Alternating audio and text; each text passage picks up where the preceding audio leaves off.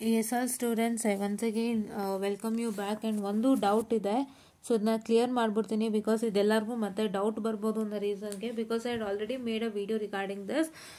So hello ma'am, due to some reason I couldn't not appear for M1 and M2 makeup exam which is going on now. So in which sem and which can I clear my, when can I clear my M1 and M2 backlog subject? And also without clearing all the subject of first year we cannot go to fourth year. So in this time period how many attempts will be there for first year subject?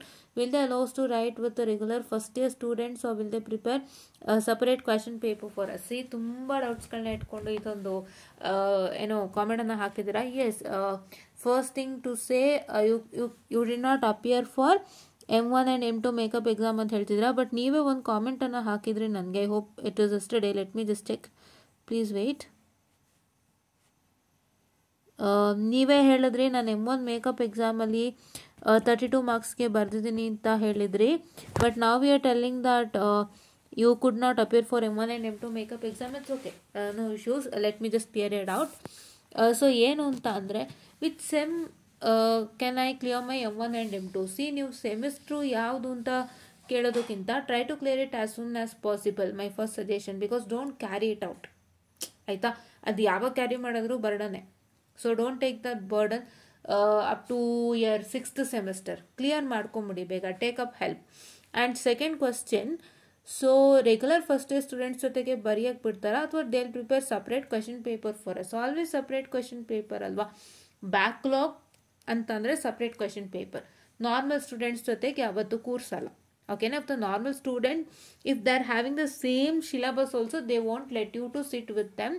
They will allow you to write a separate, okay? ಸಪ್ರೇಟಾಗಿ question paper ಕೊಟ್ಟು ಬರೆಸ್ತಾರೆ, even though normal students are having the same question paper or same syllabus, okay? Yeah. Next, also without clearing all the subject of first year we cannot go to fourth year ಅನ್ನೋವಂಥದ್ದು ನಿಮ್ಮ ಒಂದು question ಇದೆ. So ಈ ಒಂದು vertical progression ಅವ್ರು ಏನು ಮಾಡಿದ್ದಾರೆ ಅಂತ ಹೇಳಿದ್ರೆ, ಈ ಒಂದು ವರ್ಟಿಕಲ್ ಪ್ರೋಗ್ರೆಷನ್ ಅವ್ರು ಕ್ಲಿಯರ್ ಮಾಡಿದ್ದಾರೆ. ಬಟ್ ಈ ಸಲ ಮಕ್ಳಿಗೆ ಏನು ಅಂತ ನನಗೆ ಐಡಿಯಾ ಇಲ್ಲ. ಬಟ್ ಅವರು ಲಾಸ್ಟ್ ಟೈಮ್ ನಿಮ್ಮ ಸೀನಿಯರ್ಸ್ ಅಂದರೆ ಯಾರು 5th ಸೆಮಲ್ಲಿ ಇದ್ದಾರೆ ಈಗ, ಅವರ ಎಲ್ಲರಿಗೂ ಕೂಡ ಅವರು ಈ ಒಂದು ಏನಂತ ಹೇಳ್ತಾರೆ, ಫಸ್ಟ್ ಇಯರ್ ಸಬ್ಜೆಕ್ಟ್ಸ್ ಎಲ್ಲ 4th ಸೆಮ್ಮಲ್ಲಿ ಬರೋದಕ್ಕೂ ಮುಂಚೆ ಕ್ಲಿಯರ್ ಆಗಬೇಕು, ಅದನ್ನು ತೆಗೆದಾಕಿದ್ದಾರೆ. ಅದೊಂದು ನಾನು ಕ್ಲಿಯರ್ ಮಾಡೋಕ್ಕೆ ಇಷ್ಟಪಡ್ತೀನಿ. ಈಗ ಯಾರು 5th ಸೆಮ್ಮಲ್ಲಿ ಇದ್ದಾರೆ, one who's on going 2022 scheme students, so ಅವರೆಲ್ಲರಿಗೂ ಏನು ಹೇಳಿದ್ರು ಅಂತ ಅಂದರೆ, ನೀವು 4th ಸೆಮಿಸ್ಟ್ರಿಗೆ ಹೋಗಬೇಕು ಅಂದರೆ ಫಸ್ಟ್ ಟೈಮ್ ಸಬ್ಜೆಕ್ಟ್ಸ್ ಕ್ಲಿಯರ್ ಆಗಬೇಕು ಅಂತಲೇ ಏನೂ ಇಲ್ಲ.